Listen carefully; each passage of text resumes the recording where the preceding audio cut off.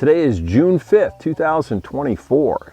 80 years ago, we had thousands of troops waiting for the go-ahead to start Operation Overlord, the amphibious assault on Fortress Europe.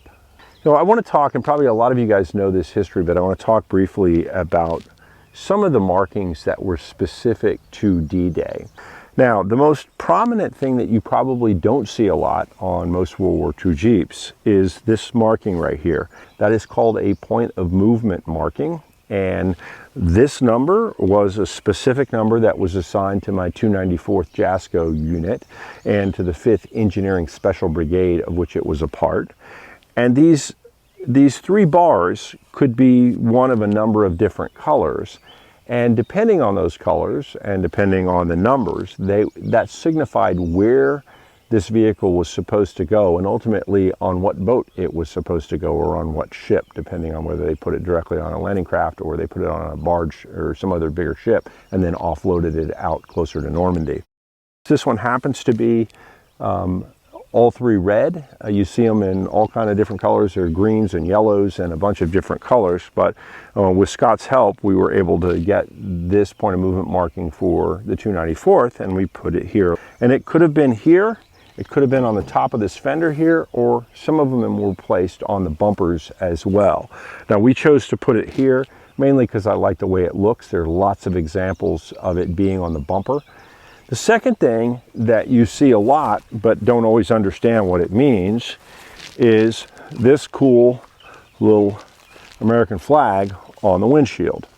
Now this is a fording flag or a waiting inspection certificate ultimately, and what it's for is it signifies that somebody inspected this Jeep and that it was ready for deep water fording. Now in preparation for D-Day, they went through and waterproofed the ignition of these vehicles. Some of them had deep water fording kits, which included, an air intake so that you could drive the Jeep through water this high. But they would have gone through and they covered it with tar and asbestos, and there was a whole procedure. In fact, if you want the manual, we have the manual for it. But ultimately, the Jeep would have been prepared for deep water fording, waterproofed, if you will, and then it would have been signed off. And it's got the vehicle, the registration number would have gone here, the inspector's name or initials went here, the date, and the hour.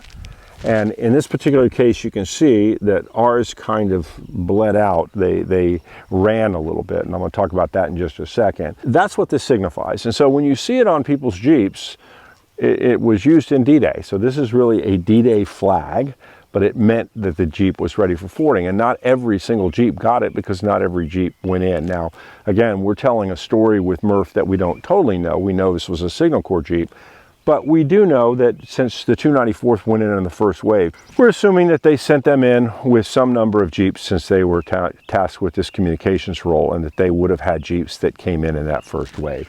And so we did not waterproof this Jeep, but we did put this in. The last piece of this is this would have been shellacked on in World War II. And we took a lot of care to shellac this thing on. And so I have real shellac, which is made out of the lac bug, kind of a cool process. And I went ahead and signed it, and I did it in pen. The pen didn't dry enough, and after talking to Scott, we believe they probably would have done it in pencil and it wouldn't have run, so I may end up redoing this. But once I signed all this stuff, I coated this whole area with shellac and then I stuck it on. And if you see original waiting flags or fording flags on early Jeeps, survivor Jeeps, you'll often see that this is mottled looking, and I think we usually attribute it to it being old, but shellac has some color to it. You also see we got a bubble in here, and in studying the pictures, a lot of them have bubbles. We only got one, but it's part of the authenticity. I guess there's one up here. You can also see that it bled out a little bit, and if you look at any of the D-Day pictures that you can see these flags on well, you're going to see that there is shellac around them, and we took care and taped it all off. But I think it's a cool detail. The other side, by the way, is if you had a towed load, that would have been done as well, inspected to be ready for fording, because obviously they didn't want to drop these Jeeps off of the landing craft and have them stall, or if some other thing needed to happen on a 37 millimeter, etc., in order to prepare it for going through water, this would have been signed as well. This Jeep doesn't have anything behind it. So the last thing I want to talk about is the invasion star and the Vesicant detection paint. So we were worried about friendly fire incidents, right? We're going to have thousands and thousands of troops. We're going to have airplanes all over the sky, and we want to make sure that our airplanes aren't shooting the good guys. So ultimately, if you go back to the early part of the war, the star was much smaller. This is all spelled out in AR 850-5, the Army regulations on marking vehicles, etc.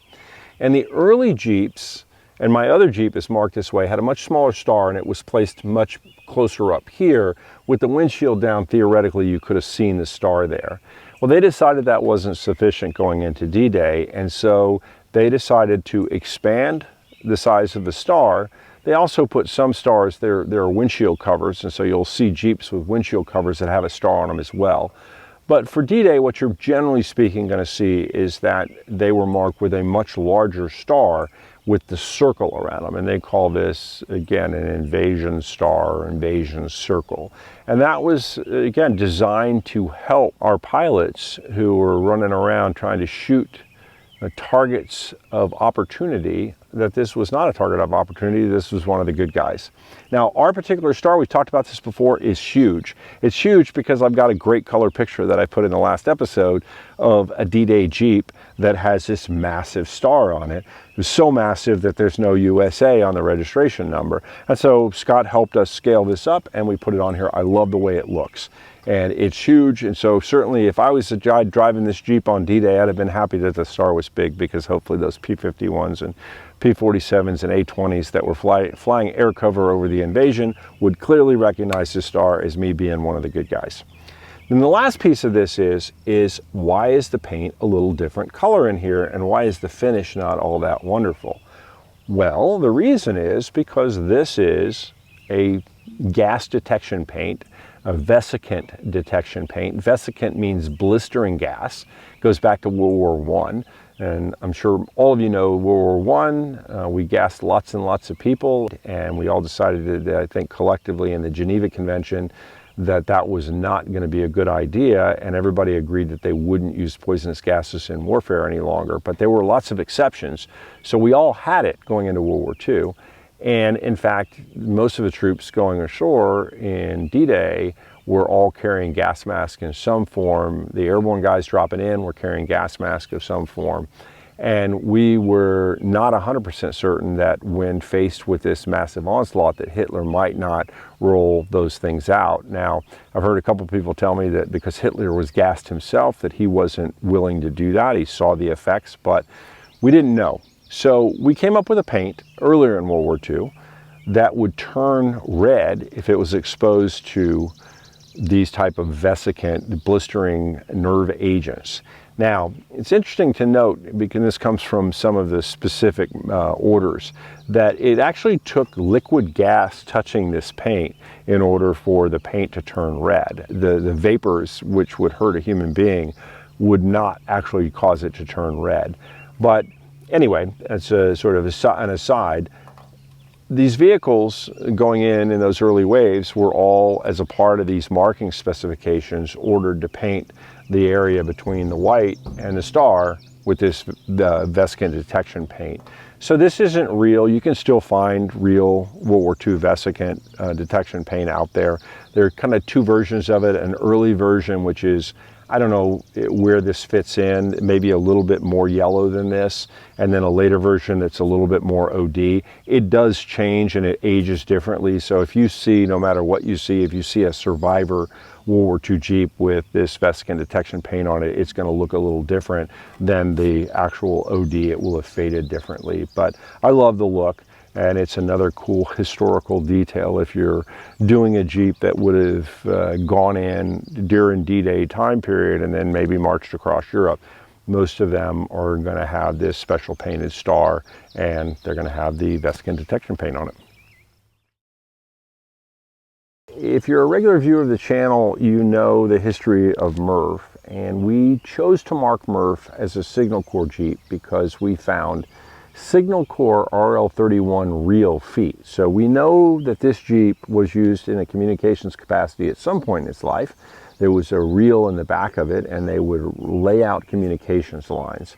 And since this Jeep was made in early 1943, and the planning for Operation Overlord started back then, I decided that it would be really cool to mark this Jeep up as an actual D-Day Jeep that was attached to some unit that had trained and was prepared to do some sort of Signal Corps activity on D-Day itself. And in doing the research, I came across something called the 294th Jasco Joint Assault Signal Company, which was a special unit that was created by the Navy and the Army to coordinate communications between the Navy and the Army during amphibious assaults. And back to logistics, remember on D-Day we had thousands and thousands of radios, and we had very, very limited communications capabilities. So the rules for talking on the radio on D-Day were very strict, because if they didn't, nobody was going to be able to use a radio on that day. In doing the research around D-Day Signal Corps units that went in,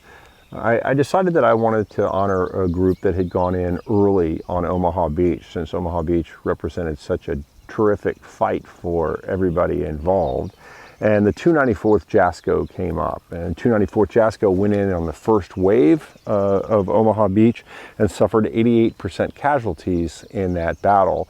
And they ultimately got relieved by the 293rd Jasco because I think they were unable to complete their mission. They lost most of their equipment getting ashore and then in the ensuing fight.